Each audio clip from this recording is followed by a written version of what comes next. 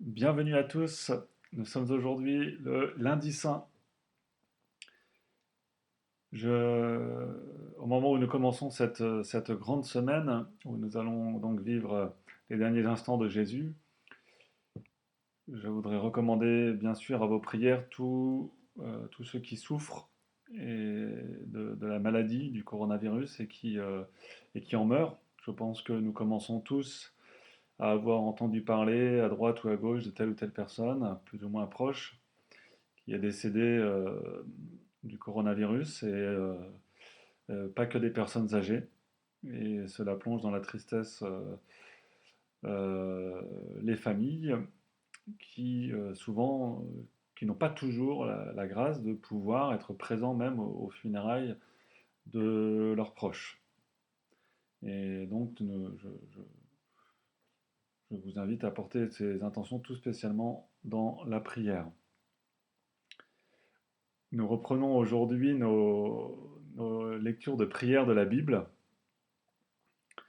Et aujourd'hui, nous arrivons au livre de Judith, la grande prière de Judith avant l'action. Euh, En relisant ce texte, je- c'est en fait tout le livre de Judith que je voudrais vous lire. D'ailleurs, cette prière prend plus d'ampleur dans son cadre. C'est un livre extraordinaire, d'une grande beauté. On sent on sent que c'est du vécu. C'est vraiment du vécu, c'est plein de détails. C'est parfois un petit peu, peut-être un peu extrapolé, c'est-à-dire que c'est du vécu, vous savez, comme un pêcheur qui rentre de la pêche et qui dit qu'il avait un poisson grand comme ça. Voilà. Euh, Quand on parle de 120 000 fantassins et de 15 000 cavaliers et demi, peut-être que les chiffres sont un peu gonflés, mais voilà, on sent qu'il y a beaucoup de détails qui sont donnés sur le fait que va faire un siège à l'armée d'Holoferne, donc l'envoyé de Nabucodonosor, général de Nabucodonosor, qui vient euh, faire le siège devant Béthulie et qui se décide à ne pas attaquer, mais plutôt à faire le siège et à les laisser mourir de soif. Hein, donc, est-ce qu'ils vont commencer par aller euh, bloquer toutes les sources pour être sûr que les assiégés, les Israélites assiégés ne puissent pas venir récupérer l'eau. Donc la ville de Béthulie, le gros souci pour elle, c'est l'eau. Et la, les anciens de la ville n'ont pas voulu négocier avec l'ennemi au point de départ, et les habitants se révoltent contre les anciens de la ville, en leur disant vous n'auriez jamais dû faire une chose pareille, on va tous mourir de soif, il aurait mieux valu être esclave de nos ennemis, etc. Et les anciens de la ville ont un peu paniqué devant cette révolte populaire, on dit bah, vous ne devriez pas parler comme ça, il faut faire confiance au bon Dieu, eh bien on va lui donner encore 5 jours de chance. C'est-à-dire que si dans 5 jours c'est rien passé, euh, c'est d'accord, on livrera la ville, tant pis. Et là, il y a la veuve d'un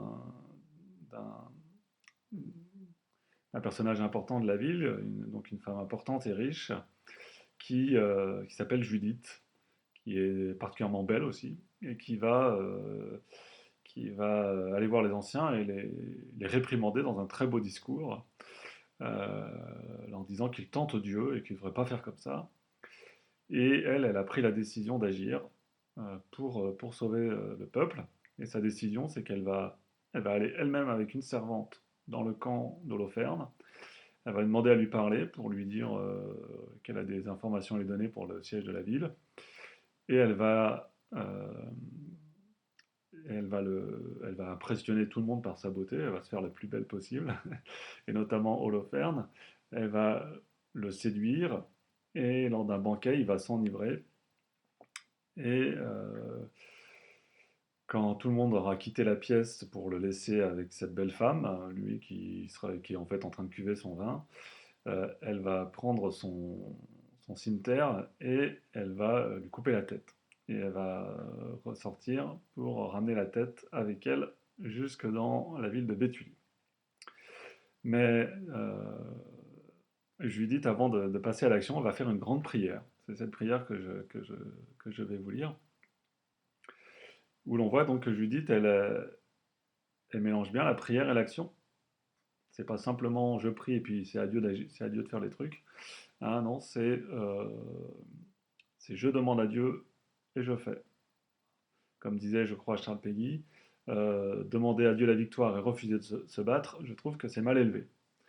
Et elle évite aussi l'inverse, qui serait de compter que sur ses propres forces et de trouver son plan génial et de passer à l'action sans prier.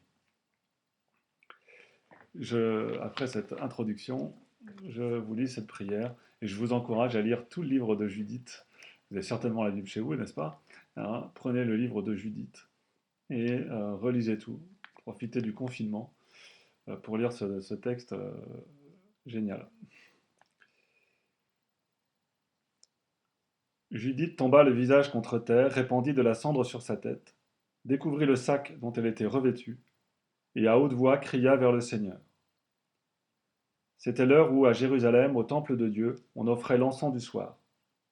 Elle dit: Seigneur, Dieu de mon père Siméon, tu l'armas d'un glaive vengeur contre les étrangers qui défièrent la ceinture d'une vierge à sa honte, mirent son flanc à nu à sa confusion, et profanèrent son sein à son déshonneur. Car tu as dit: Cela ne sera pas, et ils le firent.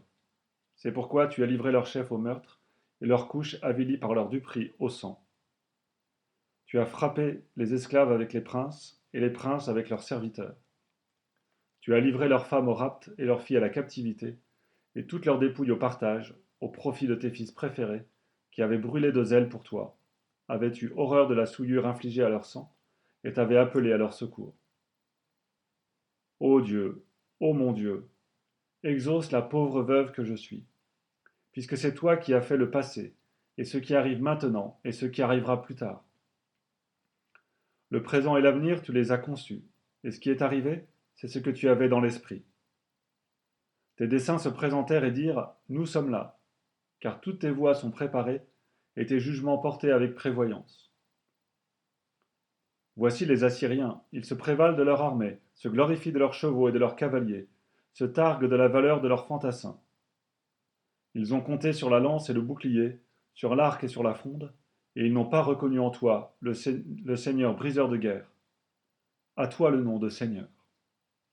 Et toi, brise leur violence par ta puissance, fracasse leur force dans ta colère, car elles ont projeté de profaner tes lieux saints, de souiller la tente où siège ton nom glorieux, et de renverser par le fer la corne de ton autel. Regarde leur outrecuidance, envoie ta colère sur leur tête, donne à ma main de veuve la vaillance escomptée. Par la ruse de mes lèvres, frappe l'esclave avec le chef, et le chef avec son serviteur. Brise leur arrogance par une main de femme. Ta force ne réside pas dans le nombre, ni ton autorité dans les violents, mais tu es le Dieu des humbles, le secours des opprimés, le soutien des faibles, l'abri des délaissés, le sauveur des désespérés. Oui, oui, Dieu de mon Père, Dieu de l'héritage d'Israël, Maître du ciel et de la terre, Créateur des eaux, Roi de tout ce que tu as créé, toi, exauce ma prière. Donne-moi un langage séducteur pour blesser et pour meurtrir ceux qui ont formé de si noirs desseins contre ton alliance et ta sainte demeure, et la montagne de Sion, et la maison qui appartient à tes fils. Et fais connaître à tout peuple et à toute tribu que tu es Yahvé, Dieu de toute puissance et de toute force, et que le peuple d'Israël n'a d'autre protecteur que lui.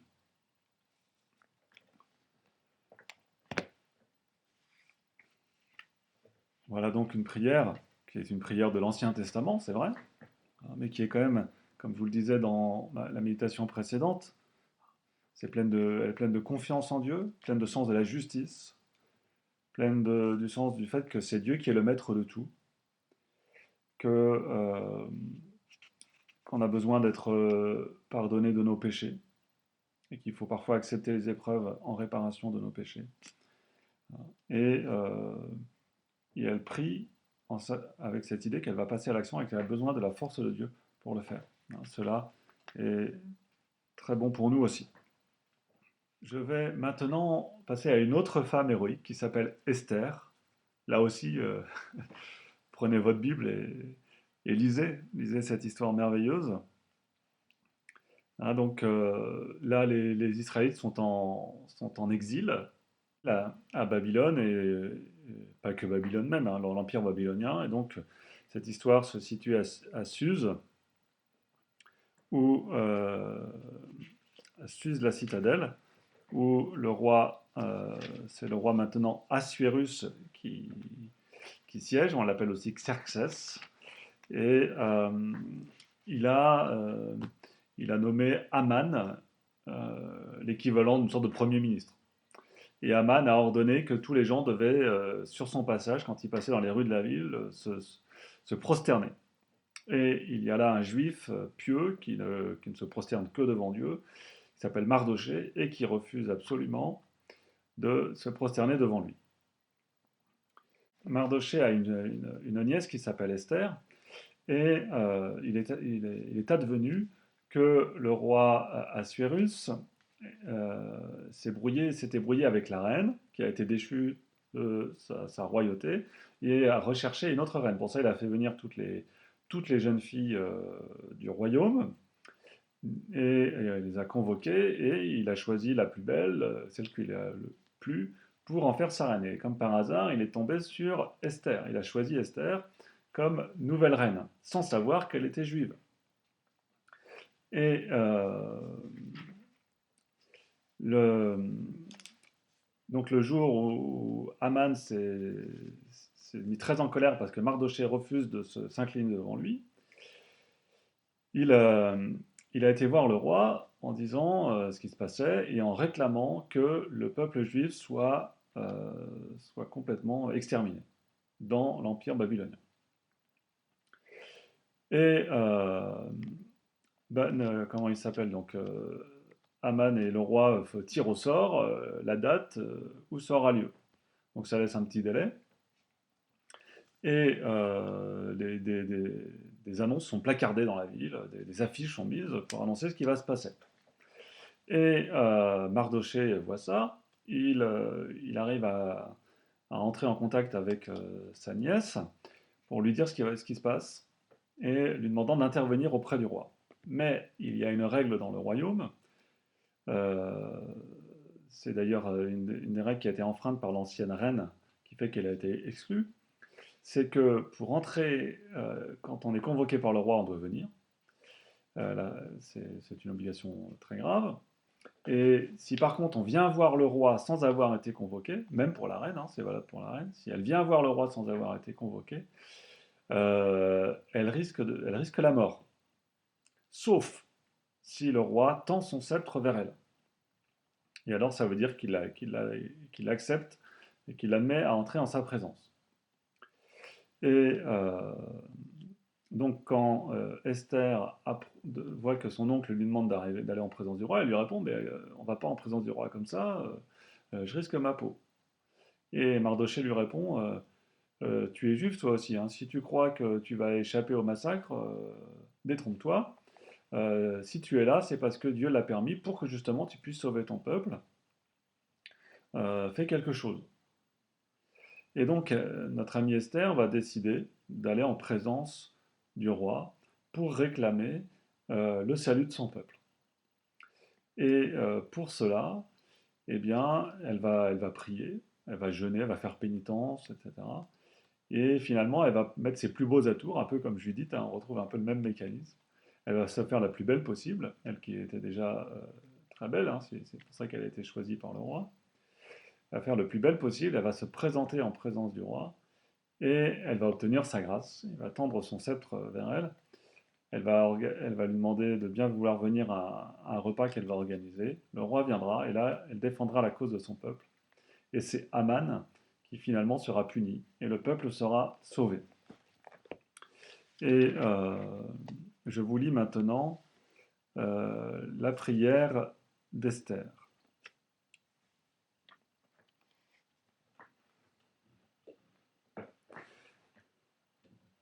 La reine Esther cherchait aussi refuge près du Seigneur dans le péril de mort qui avait fondu sur elle. Elle avait quitté ses vêtements somptueux, pour prendre des habits de détresse et de deuil. Au lieu de fastueux parfums, elle avait couvert sa tête de cendres et d'ordures. Elle humiliait durement son corps, et les tresses de sa chevelure défaite remplissaient tous les lieux témoins ordinaires de ses joyeuses parures. Et elle suppliait le Seigneur Dieu d'Israël en ces termes. Ô mon Seigneur, notre roi, tu es l'unique. Viens à mon secours, car je suis seul et n'ai d'autre recours que toi, et je vais jouer ma vie. J'ai appris dès le berceau, au sein de ma famille, que c'est toi, Seigneur, qui as choisi Israël entre tous les peuples, et nos pères parmi tous leurs ancêtres, pour être ton héritage à jamais. Et tu les as traités comme tu l'avais dit. Et puis, nous avons péché contre toi, et tu nous as livrés aux mains de nos ennemis pour les honneurs rendus à leur Dieu. Tu es juste, Seigneur. Mais ils ne se sont pas contentés de l'amertume de notre servitude. Ils ont mis leurs mains dans celles de leurs idoles, en vue d'abolir l'arrêt sorti de tes lèvres, de faire disparaître ton héritage, de clore les bouches qui te louent, d'éteindre ton autel et la gloire de ta maison, et d'ouvrir à la place la bouche des nations pour la louange des idoles de néant, et pour s'extasier à jamais devant un roi de chair. N'abandonne pas ton sceptre, Seigneur, à ceux qui ne sont pas. Point de sarcasme sur notre ruine. Retourne ces projets contre leurs auteurs, et du premier de nos assaillants, fais un exemple. Souviens-toi, Seigneur, manifeste-toi au jour de notre tribulation. Et moi, donne-moi du courage, roi des dieux et dominateur de toute autorité.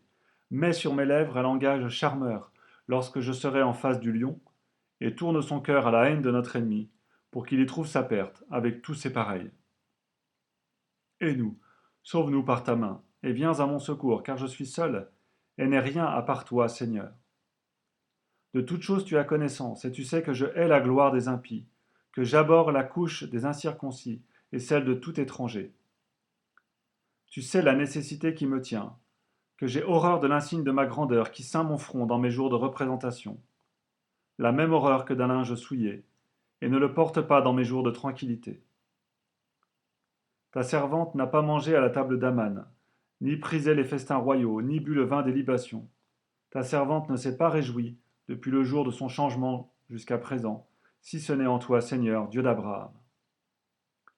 Ô toi, dont la force l'emporte sur tous, écoute la voix des désespérés, tire-nous de la main des méchants, et libère-moi de ma peur. Ça, c'est de la prière.